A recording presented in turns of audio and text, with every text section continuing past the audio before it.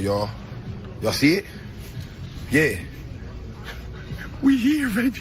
I'm in this green 2-6. We here, and it's official media day, and we having fun. Stay tuned.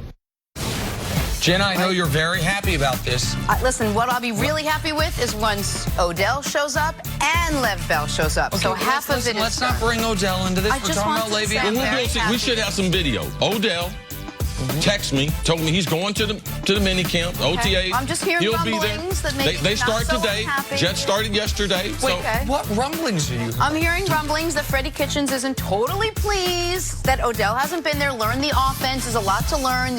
It's new pieces to this offense, and they would love him to be in there from the beginning. Jenna, yeah, you are so right. Yes! So right. NFL insider Jenna Wolf. Yeah. Coaching staff not happy. Right? With the blonde-haired kid. Watch out, Rappaport. Jenna's coming for your seat. Time for stories. I hear you don't have to be that accurate. Well, that's why she's coming for that seat. Oh. Okay. That specific seat. Okay. All right, let's I go didn't back. say Glazer. Glazer's seat is safe. Let's go back to when I was doing things well. Free agent defensive tackle Gerald McCoy signed a one-year deal with the Panthers. McCoy, star of 2017's Hard Knocks, my opinion, had spent the last 9 seasons with the Tampa Bay Bucks. CC, you think he'll make a big impact? Well, in talking to Al Washington, their defensive coordinator, he believes that the Panthers, when they've been at their best, there's been 3 consistent things. Cam Newton's been spectacular. They've been able to dominate running the football, and the front four for the Carolina Panthers was awesome, one of the best in the league. They believe a one-year deal with Gerald McCoy. They like his skill set. They like that he matches with the other talented players that they do have. So Carolina is trying to make a comeback in the NFC South this year. And you got to keep in mind, Tampa Bay moved on, not because they didn't think he was a good player, but they wanted him to take a bit of a salary reduction. Little haircut. He wasn't interested in it. He's been one of the most underrated players in this league for years because he plays on the interior of the D-line. He doesn't have eye-popping stats, but he commands a double team, which is critical. I think it's a great get for Carolina. Different reputation, but him and Ndamukong Suh have almost identical stats when you compare them to each other. And Suh is the one replacing him now in Tampa and going to immediately wear that number 93. All right, moving on to the NBA draft. R.J. Barrett will reportedly meet with the Knicks next week. Knicks have the number 3 pick. They're rumored to be trading that pick in a package for a superstar. Nick, what should the Knicks do here? If they can get Anthony Davis for R.J. Barrett and players, then obviously you do it. Yes. That trade makes sense. The rumored trade that they might trade 3 for the Hawks' 8th and 10th picks, that doesn't make as much sense to me unless the Knicks believe there's a 2-player draft, Zion and Ja, and after that, it's a bit of a crapshoot, so just compile picks. I would imagine R.J. is going to be drafted by the Knicks on June 26th. I'm sorry, on June 20th. Now, whether or not he ever plays for the Knicks will be determined by the Anthony Davis trade if that happens. I met with the Knicks last week. They're very excited to sit down and meet with R.J. Also, going into the draft, they have the top 3 players in this draft, Nick. All of them have expressed a great deal of interest. All of them wanted to play in New York. Yeah. Ja was disappointed. He wanted to play in New York, and we saw Zion, his disappointment when on the lottery night. So, yes, he is high on their board. It lets you know that in the workout, everything didn't. If they trade out of the 3 spot and move back for Atlanta and get those 2 spots, it lets you know what Nick Wright just confirmed, that it's a 2-player draft. All right, moving on. According to reports, Kawhi Leonard is being slowed down by a knee issue, which stems from him overcompensating for a quad injury.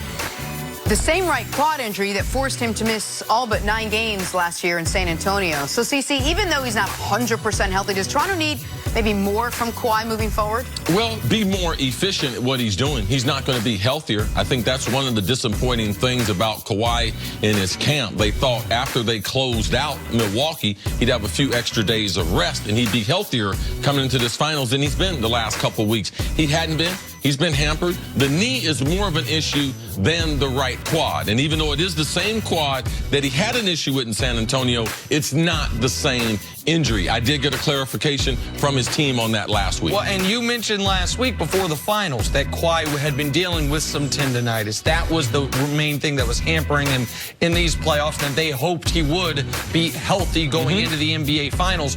As you can see in these highlights, by the way, the injury is not hurting his power. Watch him just bully Klay Thompson there. Okay, you can just go fall down. Yes. I think he broke Kevon Looney's collarbone. Oh, yeah, Kevon Looney ran into him and broke his collarbone. Now not going to play again. Where it's hurting Kawhi is on his jump shot. He's shooting 28% from three over his last 11 games after shooting 50% from three in the first 9 games of the playoffs. The efficiency is where these injuries are slowing him down. All right, finally, with all the injury talk surrounding Golden State, Steph Curry has quietly led this team through the start of this series. As the Warriors head back to Oracle for Game 3, Steph is the heavy betting favorite to win MVP, with Kawhi and Draymond having the next best odds. Nick, has Curry been the most valuable player through 2 games? It's very close. I feel like through 2 games, Draymond was the most valuable player in their win.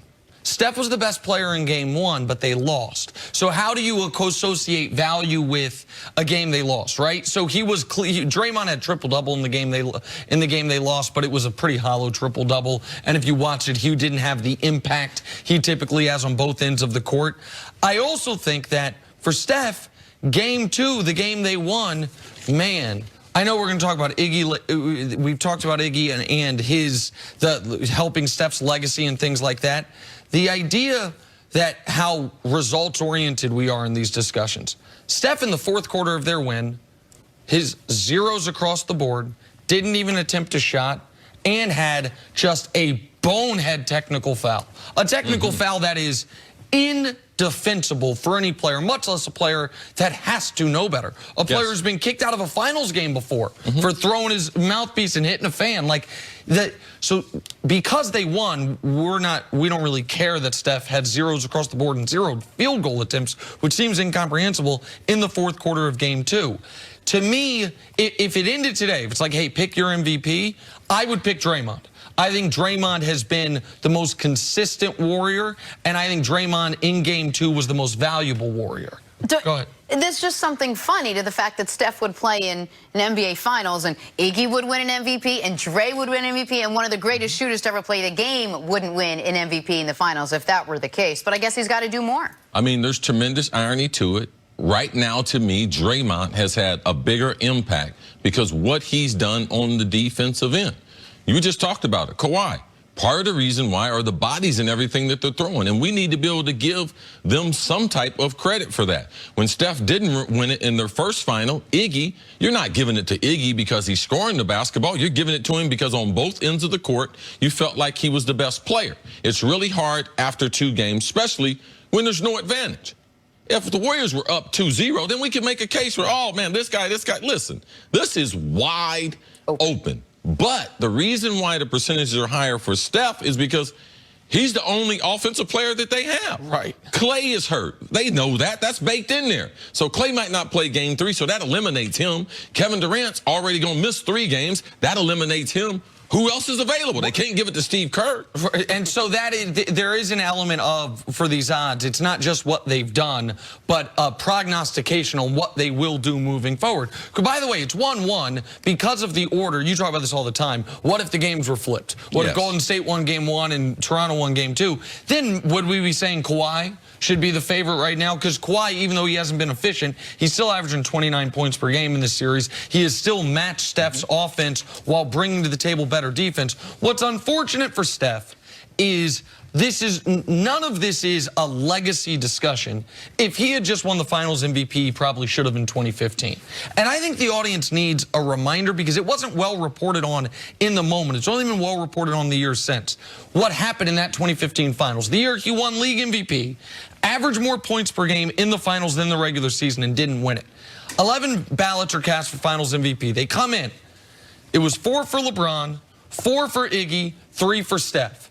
And they can't have a co-finals MVP. And the NBA, a number of years ago, they said they're not going to have a loser be named MVP. And that's not a rule, but it's essentially become a rule. Because if it was ever going to happen, LeBron averaged 36, 13, and 9 that year. Yeah, shooting what from the field? Well, that year he didn't. He shot 58% the year before in the finals. That year he had a lower percentage because he was the offense unto himself. But he was 36, 13, 9. So it was 4, 4, 3.